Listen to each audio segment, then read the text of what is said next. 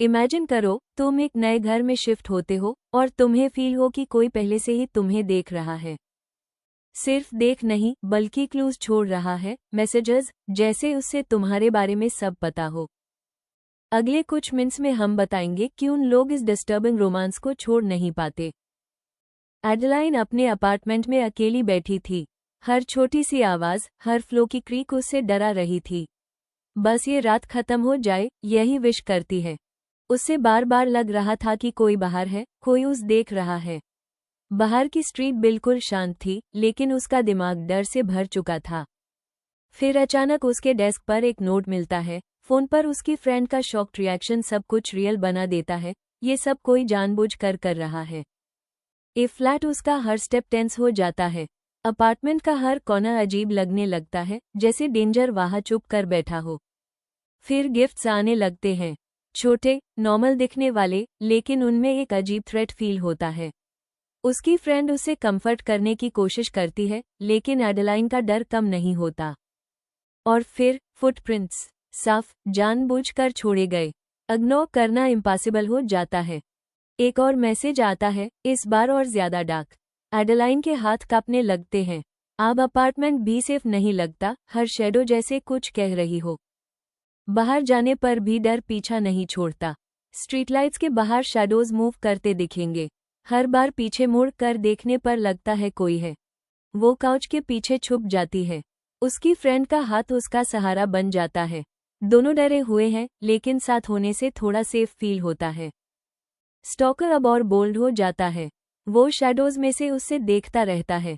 Adeline freeze हो जाती है। बाहर स्ट्रीट्स अब सेफ नहीं लगती, और एक जगह में वो और क्लोज आ जाता है। एडेलाइन की सांसें रुक जाती हैं। फाइनली वो सामने आ जाता है।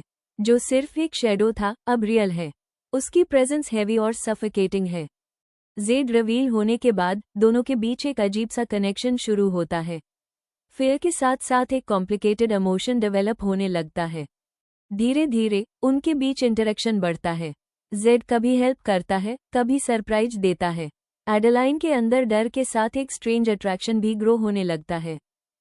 फिर वो साथ मिलकर गिगी यानी एडेलाइन की परदादी के मर्डर और एक हिडन सोसाइटी के सीक्रेट्स को समझने की कोशिश करते हैं। ट्रस्ट स्लोली बिल्ड होता है।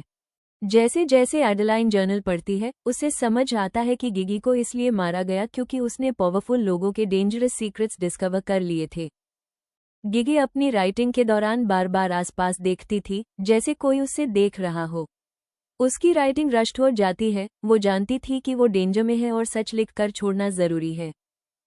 जेड उसे समझाता है कि गिगी ने जो अनकवर किया वो बहुत बड़ा था, और पावरफुल लोगों ने इंश्योर किया कि वो कभी एक्सपोज न कर पाए। एडेलाइन चुप खड़ी रहती है, जर्नल पकड़े हुए।